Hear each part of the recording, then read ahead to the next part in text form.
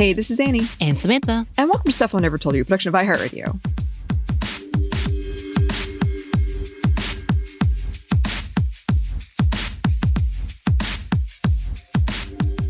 And once again, we are so happy to be joined by friend, colleague, talented, tenacious, Bridget Todd. Welcome, Bridget. Oh, I got the double T. I love the alliteration. That is impressive. Thank you for having me.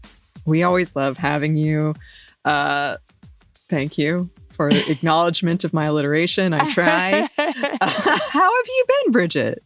I'm doing well. Right before we got on, I'm like knee deep in. Do you all watch Love Island? I'm like knee deep in Love Island takes. So my head is like, do you know when you watch way too much TikTok or way too much short form content about one subject, and then it's like all you can think, and you're kind of, it's almost like a sugar high.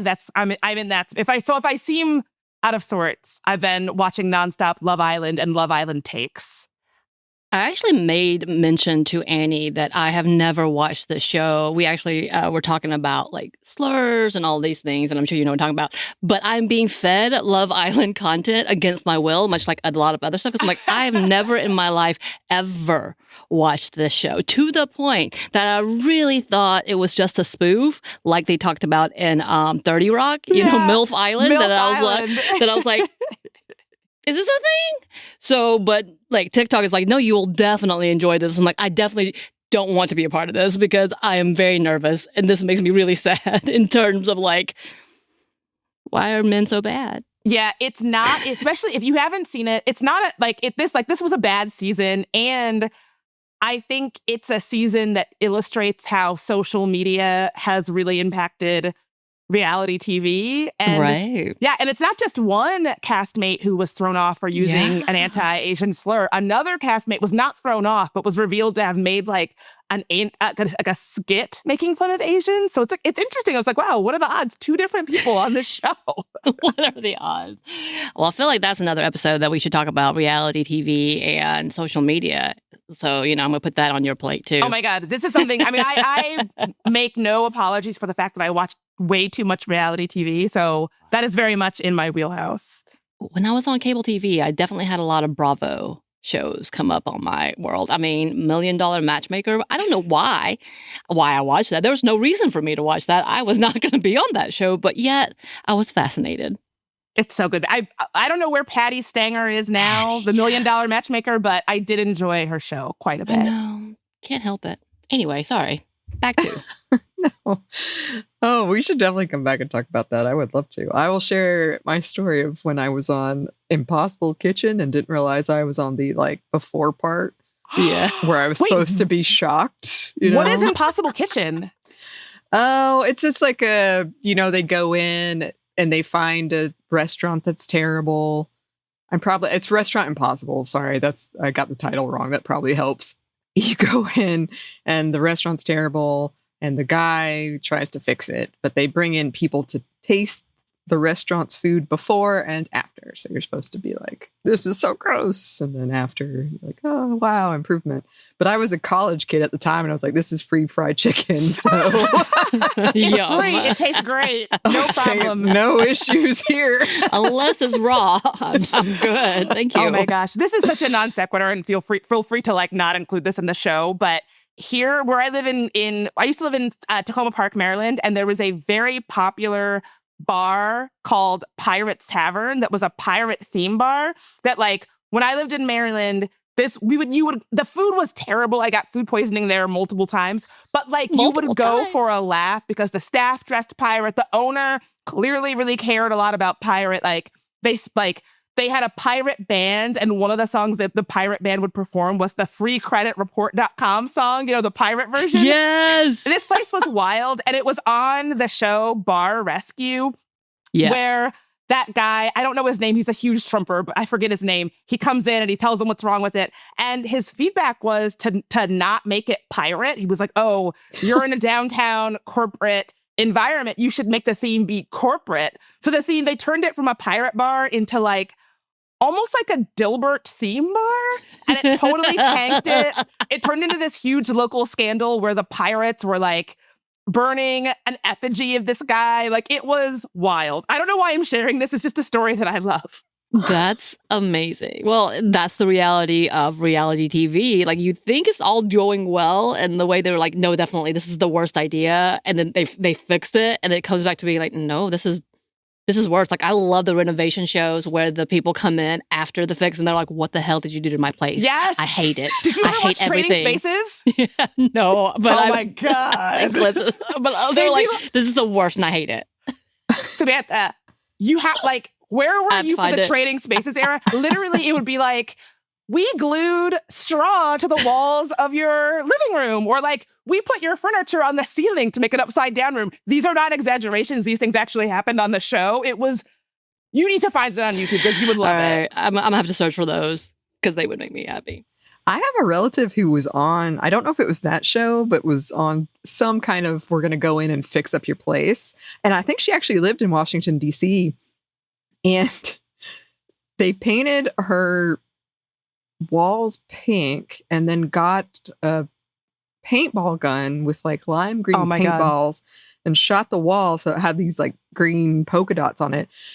She was distraught. She was not happy. As would be. Why? I love it. I love it. It's like, oh yeah, we you're on this show.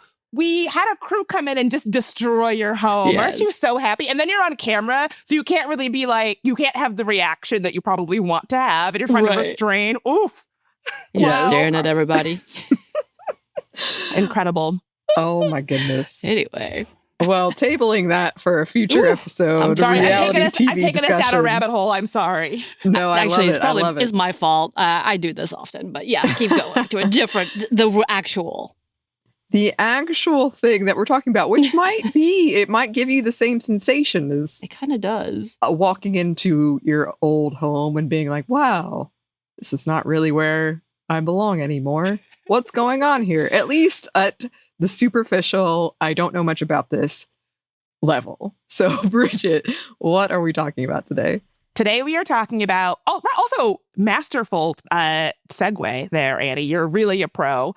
Today we are talking about the intersection of AI, ChatGPT, and pregnancy. This actually was a story that was flagged to me by a longtime Sminty listener, Susie to go on social media. If you're listening, hey Susie, thanks for flagging this because it was super interesting.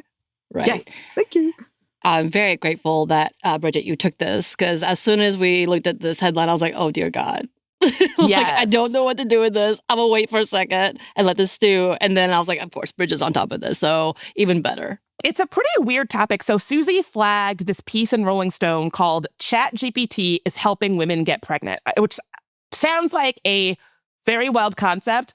A lot of times when I'm reporting on women and AI, it's because AI is being used to do something absolutely horrifying to women, like AI nudify apps or like AI non-consensual deepfakes, things like that. So it actually was nice to spend a little bit of time thinking about the sort of non-completely horrifying, though interesting and maybe unexpected use cases for the way AI is showing up for folks like pregnancy. So in this piece, I'll give you just a brief summary.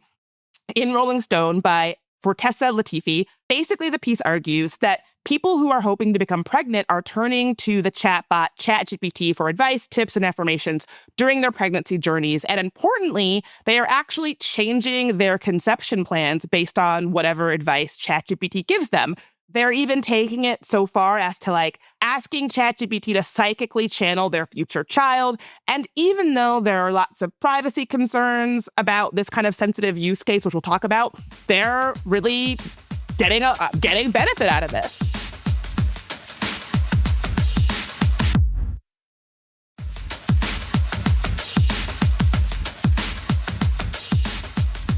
There's a lot of questions I have in this conversation. But, I feel like the last time you were here, we definitely hit onto how people were using AI to propose. Essentially, they've got, that dude proposed to their AI bot instead of his girlfriend, which was one conversation. Yes. And then, I've definitely read a lot of headlines about people using it for therapy, essentially turning to these chatbots to be like, help me in these situations, which are both okay. Yeah, I'm like, at least they're seeking something, but it's also concerning because internet, right?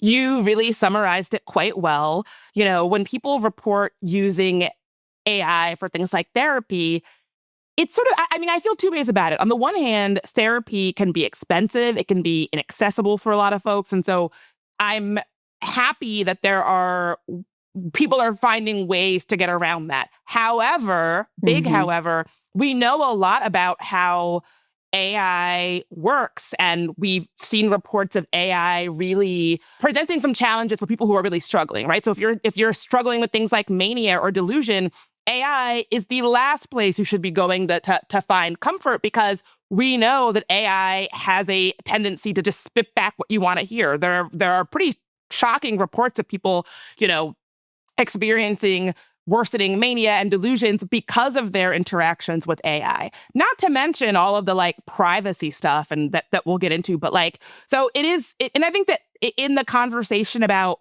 the role that chatbots like ChatGPT can play in pregnancy, it's the very same thing, right? Where, yes, I am happy that people who are trying to get pregnant, who are embarking on this sometimes incredibly fraught, complicated, anxiety-inducing journey, have a resource that they self-report makes them feel better. But that doesn't mean that resource is not without concerns that we should really understand in a clear-eyed way. Right.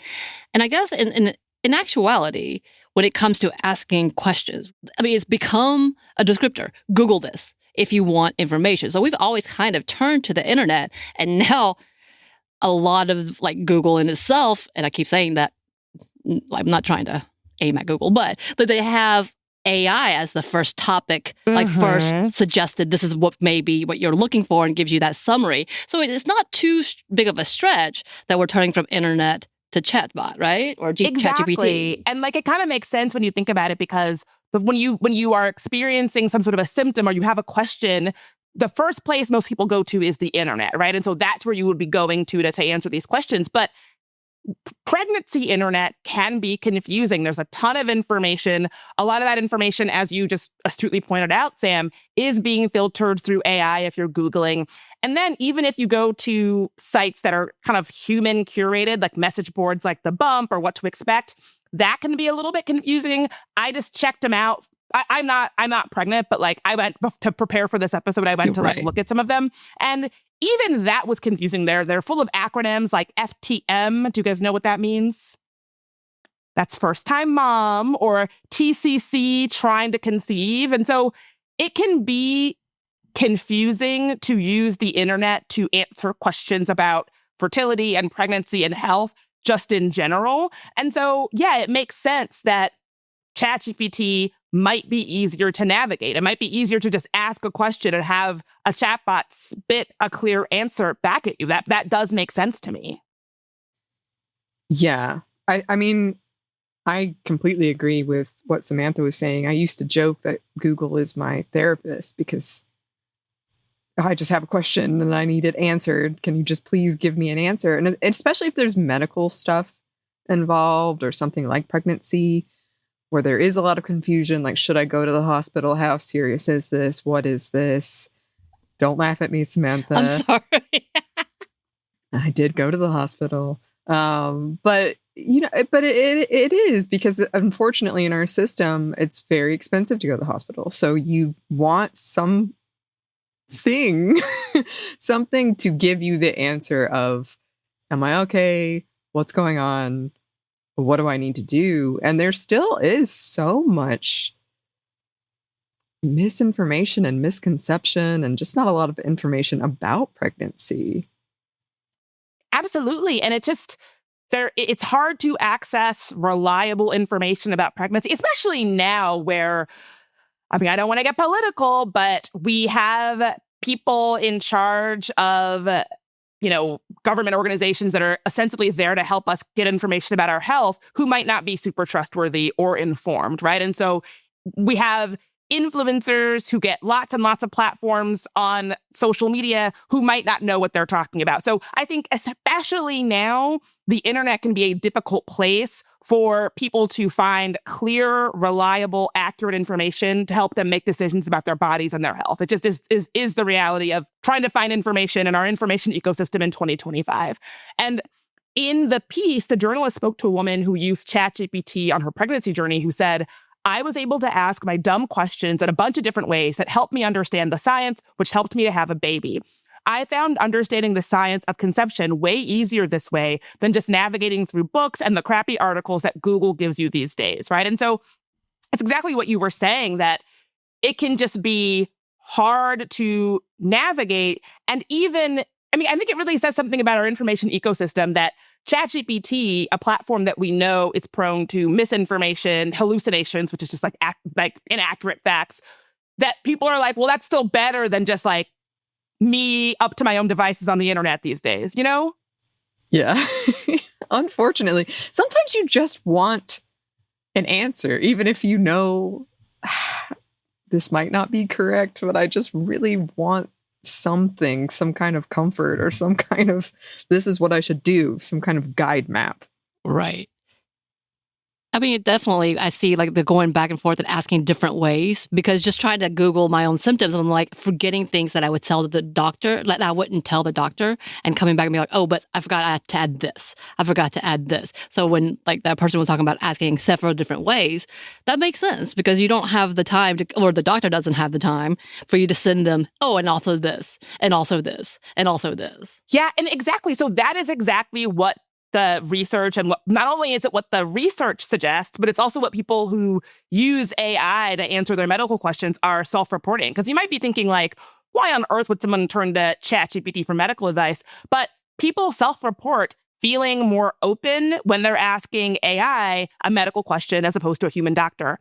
In 2023, a study called Comparing Physician and Artificial Intelligence Chatbot Responses to Patient Questions, posted to a public social media forum, actually found that people rated ChatGPT higher than human doctors when it came to things like being empathetic. And actually, the results were like not even close. For nearly 80% of the answers, ChatGPT was considered better than the physicians. Specifically, when it came to giving good or very good quality answers, ChatGPT received high ratings for 78% of responses, while physicians only did so for 22% of responses. And when it came to giving empathetic or very empathetic answers, ChatGPT scored 45% and human physicians 4.6%. Now, a few important caveats about this study. Importantly, this particular study was not designed to answer two key questions. Do AI responses offer accurate medical information and improve patient health while also avoiding confusion or harm? The study did not answer that question. And will patients accept that questions they pose to their doctor might be answered by a bot? The study also did not look at that question. But another thing to note is that ChatGPT gave much longer answers than the human physicians. Human physicians averaged 52-word answers, while ChatGPT gave 211-word answers.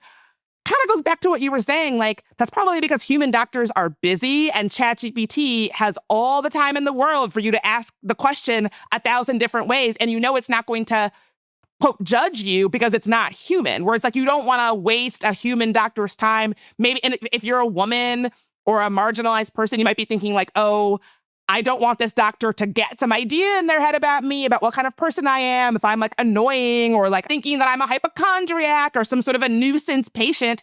It sucks that these are the kind of questions that oftentimes women have to have in their head when they're speaking to a human doctor. When you're talking to AI, you don't necessarily feel that you have to keep that in mind because the AI has all the time in the world to answer your questions 100 different ways. Right. I will throw out there too, again, because Bridget, as you know, Anney and I have recently decided to be adults and see doctors, or at least attempt to see doctors and medical professionals. Like my experience, even with one specific doctor, and it was telemedicine, and she wasn't based out of Atlanta, but it was the quickest I could get. That was kind of like 45 minutes outside of Atlanta. And she was Googling half the answers I was asking her. Are you kidding? That's it. And she told me that. I could hear her Googling, and then she would call to the receptionist and be like, can you look up this? And they were just giving me information that I had already looked up myself, but I didn't want to be a jerk and be like, yeah, I was hoping to, oh, cool. Going back to my chatbot. Like, it literally was one of those moments. Well, what's funny, so my late mother, God rest her soul, was a physician. And the thing I remember a lot about her experience as a physician was so many medical books. When I would visit her at her office, she was always looking at a medical book. And so I'm not a doctor, so like Right. people who are doctors can write in, but like, I almost wonder if your doctor Googling it is the 2025 version of my mom going to a book. Right. But owning and validating that it doesn't feel great to see your doctor Googling when you're like, well, I could have done that. Right. I mean, it was really one of those funny moments because she was giving me information that I already had looked up, but I decided to go see an in-person doctor because I'm like, I don't need to do this to myself, blah, blah, blah. I also need references because you know how the system works. But it just made me laugh because I definitely understand they have to keep up with the times. I would rather you be a doctor who often relearns or goes back to learn about the new things, new procedures, new ways, because we know as time goes, hopefully there are better ways to do things, safer ways to do things. So that is an automatic, of course, we want that to occur. But it was really, really ironic, I guess, that I was sitting there like, no, this is Google's, okay, cool. You know, like it was one of those moments watching her doing this, as well as knowing that a lot of this was getting through the AI, Gemini, which is, again, not a sponsor, was part of the reason she was giving me some of those answers because I could read what she was saying. Yeah. I mean, big caveat, I don't trust Gemini. Gemini will have you putting glue in your pizza recipe and telling you all kinds of stuff. And what's funny is that not to like dunk on Google, but to dunk on them a little bit. Yeah. Google search has, I think that people at Google would say this, has gotten worse. Like the version of Google search that you and I are using in 2025 in July today is worse than the version we were using just a few years ago because of the way that they have really pushed forward AI integration and have like really made some changes. And yeah, this I think, and they actually talk about this in the article that women who say they're using ChatGPT and AI to help answer their fertility questions, they know that ChatGPT is prone to incorrect answers. And they say like, well, I know that, but I could be finding those same incorrect answers even if I wasn't using AI. And that it's prompting me to point me in the right direction to find the actual answer myself. So even if I'm like, well, that doesn't sound right, it's giving me the opportunity to like go look into it myself and where I should be looking, which I thought was interesting.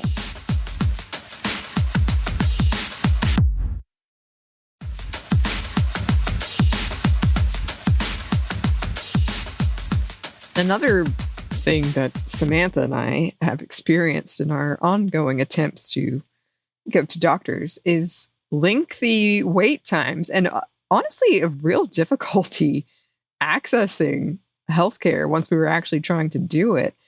And I can only imagine when you're talking about people who are pregnant, those wait times are, especially if we've got these abortion laws in place, like all of these things, that timing really, really matters.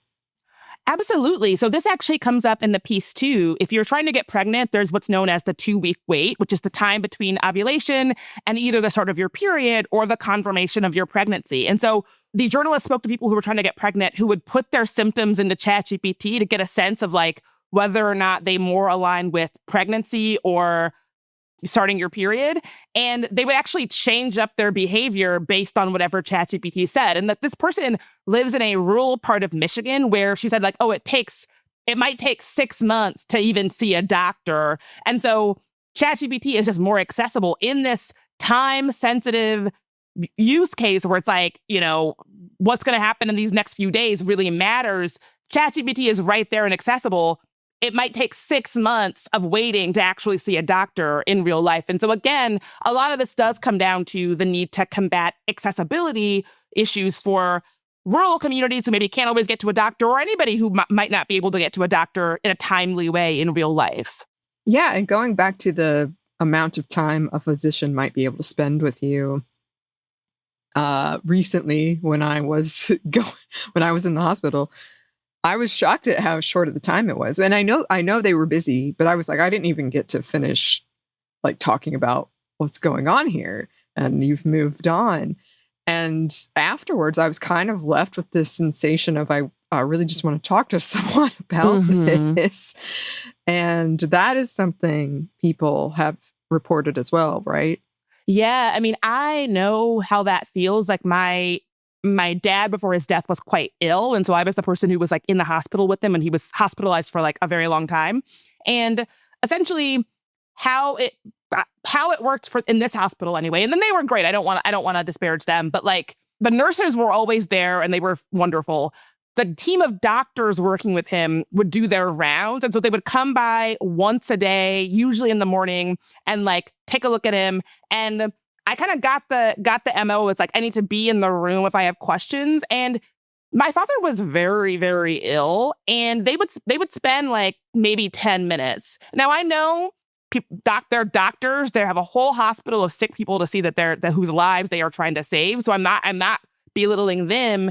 But it's this weird situation where, like, even if they spent 2 hours with me, that would not have been enough time. Like it's an emotional thing where, like, nothing they could have done was going to be good enough, because it's like, this is my opportunity to ask every question I want. And like, I want you to fix my dad. And you just come in with this like expectation that no human doctor could meet, even a doctor with all the time in the world, but especially a doctor who has a million patients to see, and they're trying to save everybody's life, right? Like, and so I can understand how AI would just create a different emotional dynamic, because it's true. I mean, like, human doctors don't have a ton of time. They don't get to spend a lot of time with you. And and I guess I would say that, like, there is not an amount of time that would feel like enough time when your loved one is unwell. Mm-hmm. Mm-hmm.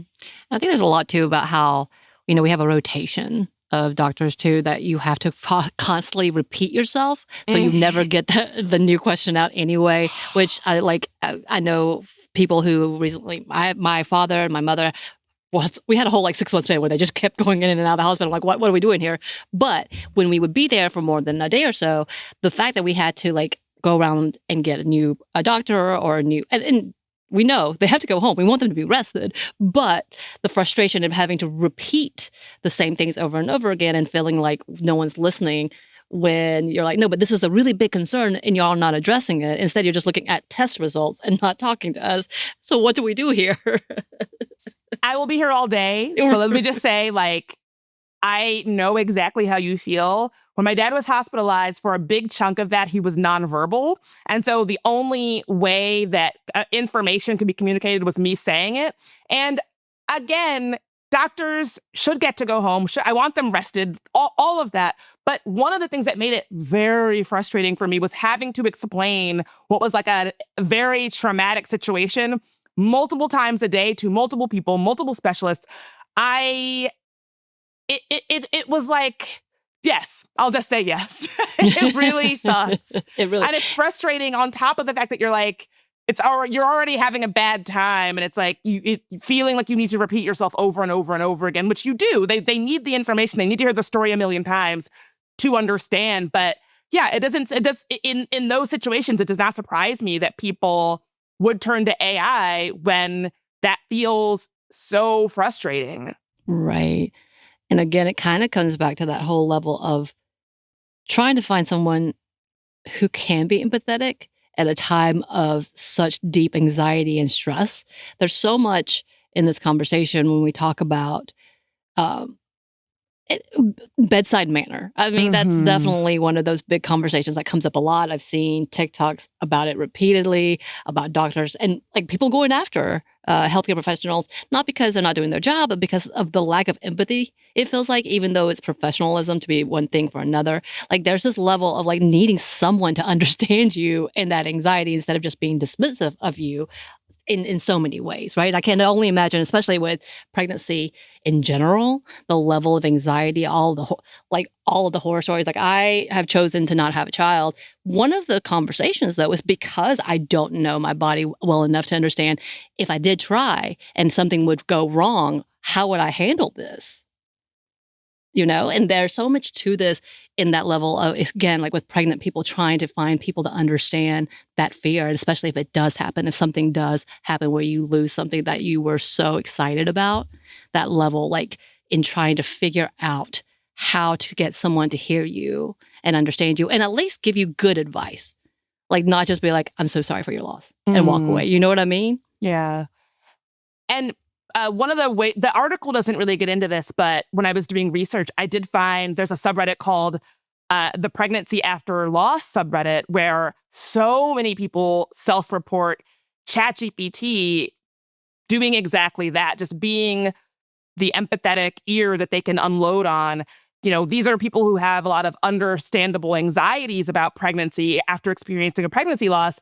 And ChatGPT has become like a trusted empathetic ear. One editor wrote, "I used it like a journal that talks back with my anxiety about loss, and I have found it so helpful. I needed to talk so much about the anxiety I was feeling, more than I could ask my husband or friends to listen to, and it was such a help to be able to unload to ChatGPT as much as I needed." And I think that's exactly what you're talking about, this feeling of, it's good to have a community when you're going through anything, pregnancy or any other kind of tough medical thing.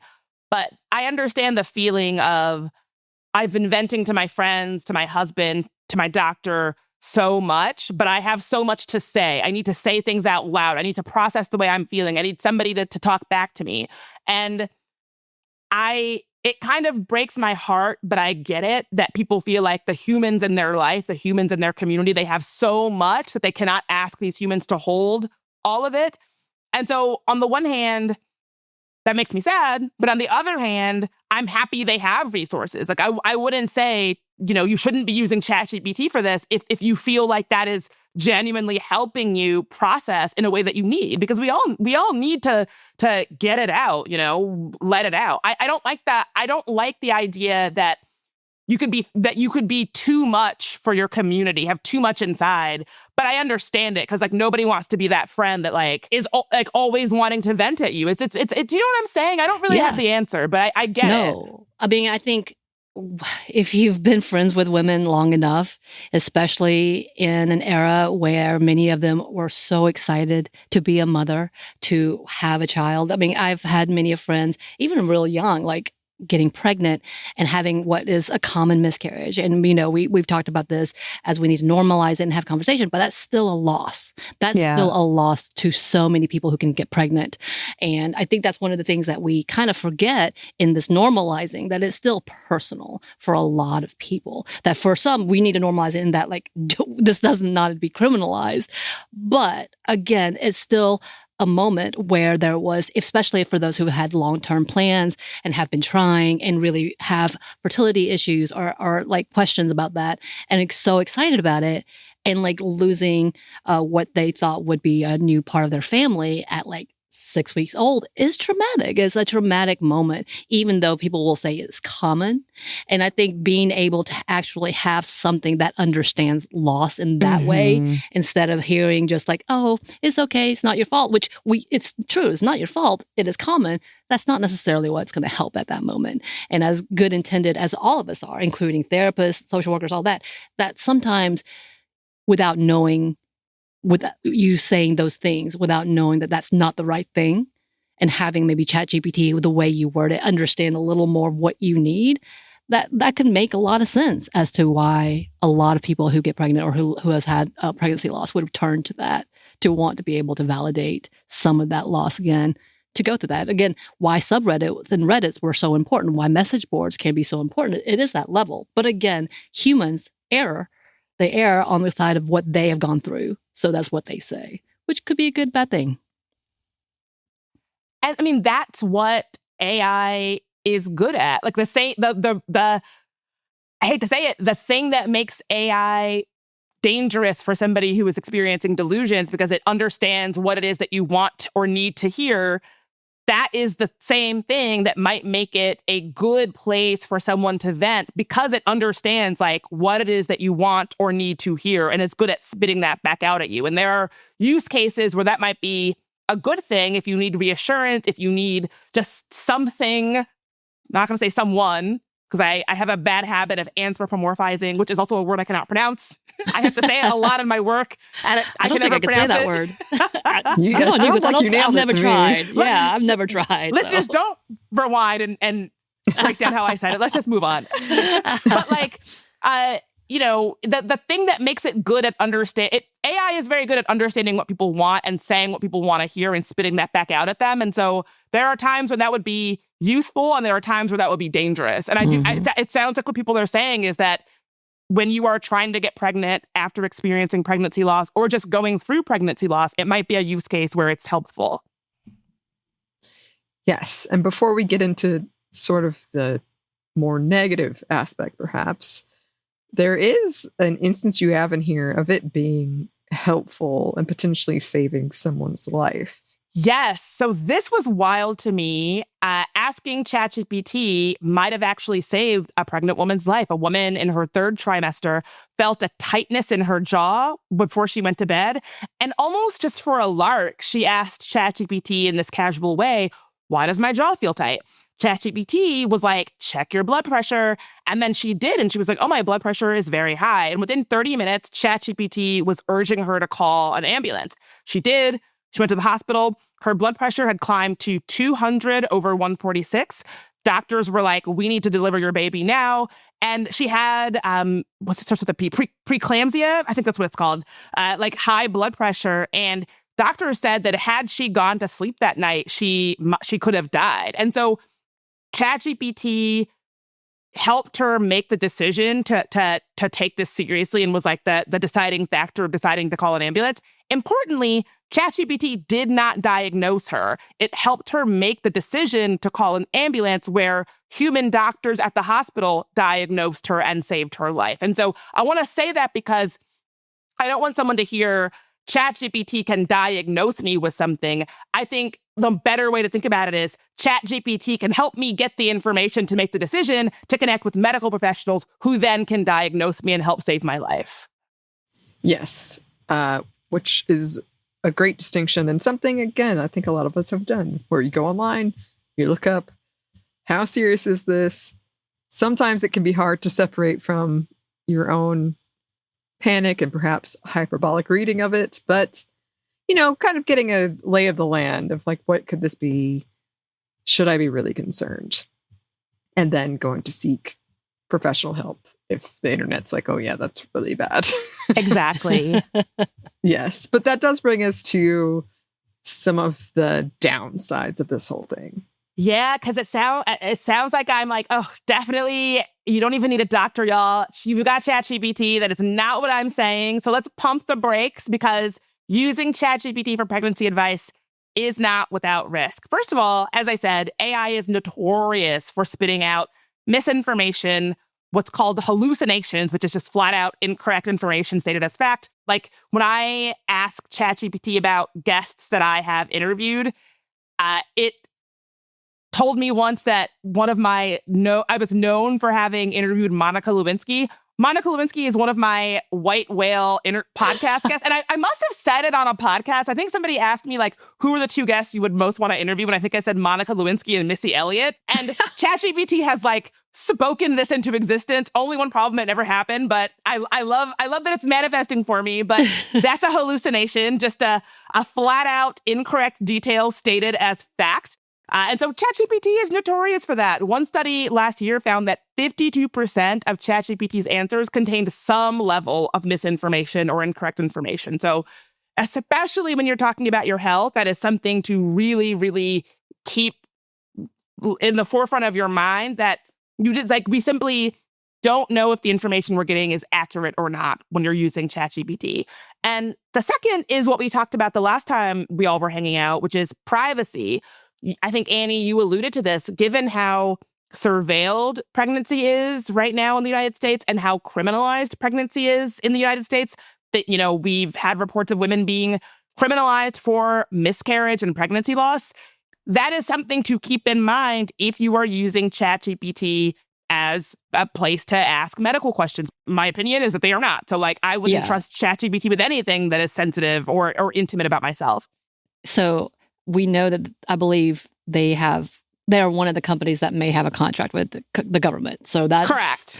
We need anything like that should be recognized immediately as, this is not going to good for privacy. Yeah, I mean, I personally do not trust OpenAI. I don't trust the way they move. I don't trust their leadership.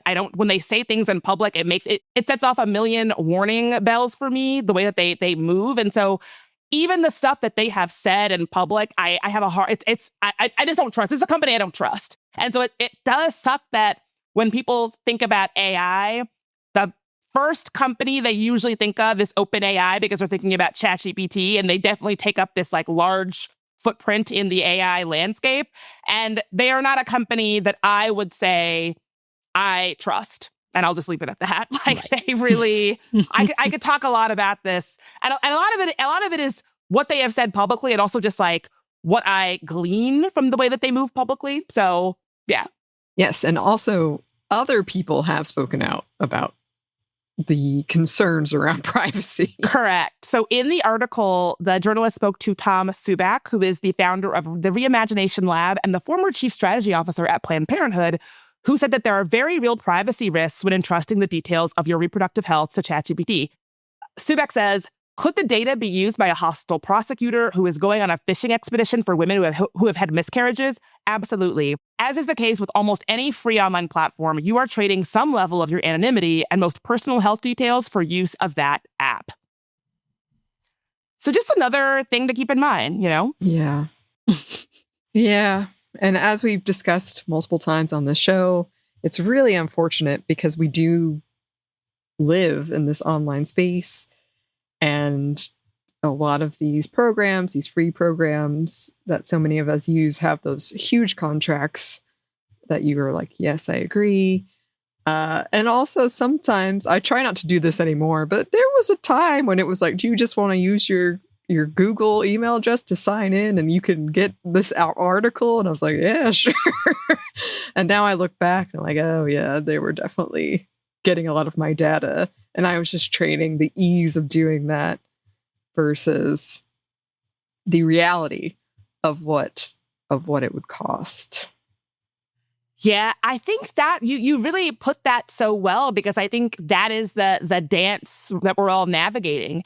I think that we all need to understand the trade-offs that we make for convenience, and that in a deep way ask ourselves, is it worth it? Are we getting something that is worth what we are losing? And I was the same way. Like, I probably had some of the worst digital hygiene practices of anybody I know in the early days of the internet. Because I was just thinking, like, I mean, remember when Facebook came to your college? Like, it was excitement.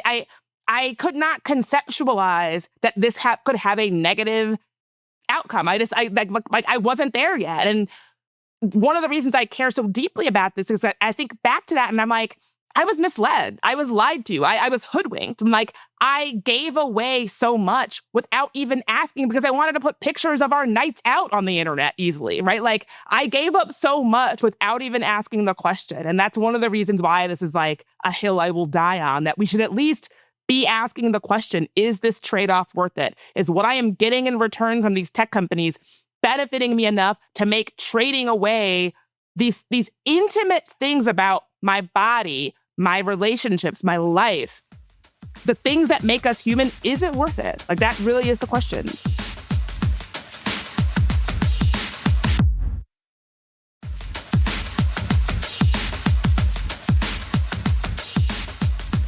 It's very fascinating to be in this part of the timeline where we had Facebook that was so exciting and so new. And now we have ChatGPT, which feels like a whole different beast in a way. But it does have that same vibe of like, what is this going to be? Mm-hmm. What can I learn from it? What can I ask for it? What is the good and the bad? And that is something that we are still wrestling with, even within this question. That's right. So I took a look. So after reading this article that Susie posted to me on Blue Sky, I was like, okay, so this is what people are using ChatGPT for: pregnancy and fertility information. Got it. But then I was like, is this a good thing? Like, again, I mean, I feel like I've wrestled with this in the conversation that we've had today of like, I'm happy that people have a platform that offers them a resource that they self-report helps them out. But is this a good thing long-term?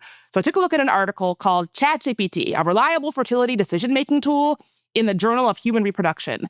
The authors were wrestling with the question that, you know, yes, people are saying that they feel more empowered by using ChatGPT on their pregnancy journey, but is that a good thing? And basically they found exactly what you might expect, that compared to just Googling stuff randomly, yes, it is better. The piece says, freely available versions of generative AI are a faster and equally accurate means of gaining an answer to a straightforward question.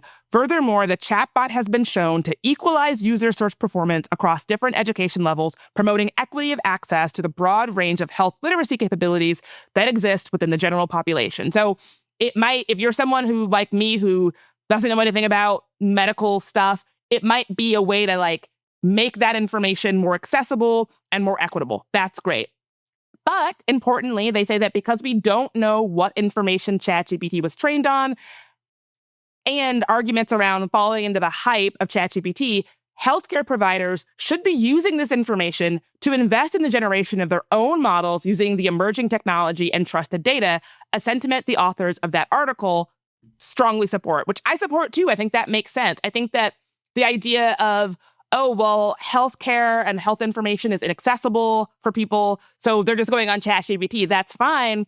I think that the next step should be, so actual medical professionals should be making their own models to give people access to health information that is accurate in a way that is more accessible. Like they should be learning from the fact that people are turning to ChatGPT, not just having that be the outcome. Like, okay, they're getting what they need, because I actually don't think they're getting what they need. They need actual medical information that they can trust.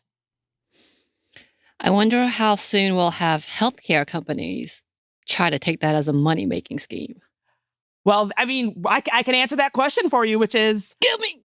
How soon is now? Because they're doing it, that's happening as we speak. Yeah. And what are they doing? Should I be wary?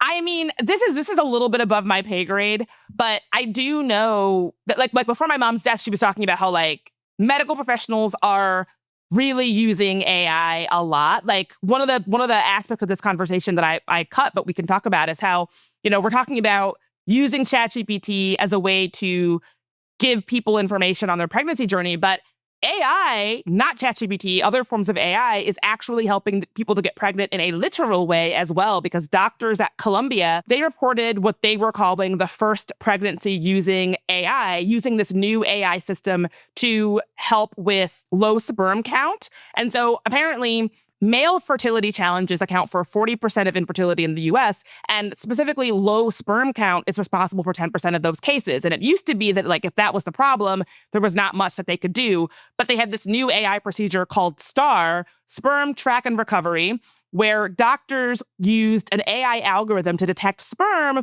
using a fluidic chip that passed the semen sample through a tiny tube on a plastic chip. And if AI detected sperm, even a teeny tiny amount, they could use that AI detection to collect it and actually fertilize an egg. And a couple that had been trying to conceive for a very long time was able to actually conceive a child using this AI model. And so I don't want to make it seem like the intersection of AI and pregnancy is all super sketchy, because it sounds like they are using it in some ways that are interesting, but I just know that when it comes to health information and technology, not every actor out there is a good actor, and it just makes me concerned. Yeah, I do have concerns. That is a lot to take in. I'm glad that you shared it. I had not heard of that, but wow. I mean, I'm happy it's helping people. It just sounds so futuristic. Yeah. The future is now. The future is now. And, this isn't the same thing as AI, but I have experienced something along the lines of I'm trying to get help for whatever. And it's always like, have you talked to our chatbot? Have you talked to our chatbot? And the chatbot is not helping me out. It's just like, have you tried looking on the internet? I'm like, yes. So, there are ways we can move forward and improve. And there are still some things that we need to worry about when it comes to integrating this kind of technology in a medical space. Exactly. And that study I was referencing in the Journal of Human Reproduction really makes this clear. They said that we need to be aware of and tackle the common ethical concerns about AI, including privacy, trust, accountability, responsibility, and bias, and that healthcare professionals have an edge here when compared to ChatGPT because their training and practice makes them well-versed in the delivery of best practice care, something reserved for sentient beings, at least for now, right? And so it does seem true that humans might have the edge on this one, and that I don't think that we should be replacing human doctors or humans in anything when it comes to AI. Like, ultimately, you don't want to explain your problems to a chatbot. There needs to be a human in the mix there somewhere, because as you said, Anney, you don't want to trust a chatbot when you're really in the thick of it. I think people don't want to be going back and forth with what they know as a chatbot. Yeah, it's frustrating and not fun. But it is, as you have made the point throughout this, clearly there is an interest in it and there is a value in it in terms of how we can perhaps build something better. And it is something that is impacting us all, whether we want it to or not. That is expertly put. I would say, like, the bottom line is that we are navigating how AI is changing these foundational things of what it means to be human, and that includes pregnancy and childbirth. And so we got to go into it with a clear understanding of the ethical, safety, privacy, environmental, bias, like all of these different risks that come with the way that AI is changing this. We should really, really be grappling with that instead of just getting lost in AI hype that this is going to be automatically good for everybody and this is the future, right? And so I think as long as we're proceeding with a clear understanding of that, that is the way to go forward in the future, in my opinion. Yes. Agreed. And thank you so much for tackling this. Mm-hmm. We appreciate it. Thank you so much to Susie to Go for suggesting it. We always love talking to you, Bridget. Where can the good listeners find you? Well, you can find me at my podcast, all about the intersection of tech and identity and social media. So if you want to have more conversations like this, check us out. You can find me on Instagram at Bridget Marie in DC. You can find me on TikTok at Bridget Marie in DC. You can find me on YouTube at There Are No Girls on the Internet. Yeah, hang out with me. That sounded pathetic, but you know what I mean. It's not pathetic. Bridget is lovely and fun. We'd love to hang out with you. We always would love to hang out with you. Oh, the pleasure is always all mine. Well, until next time, listeners, go check out all of that stuff if you haven't already. If you would like to contact us, you can. Our email is hello@stuffwenevertoldyou.com. You can find us on Blue Sky at Mom Stuff Podcast, or on Instagram and TikTok at Stuff We Never Told You. We're also on YouTube, and we have a book you can get wherever you get your books. Thanks as always to our super producer Christina, our executive producer Maya, and our contributor Joey. Thank you. And thanks to you for listening. Stuff We Never Told You is a production by iHeartRadio. For more podcasts from iHeartRadio, you can check out the iHeartRadio app, Apple Podcasts, wherever you listen to your favorite shows.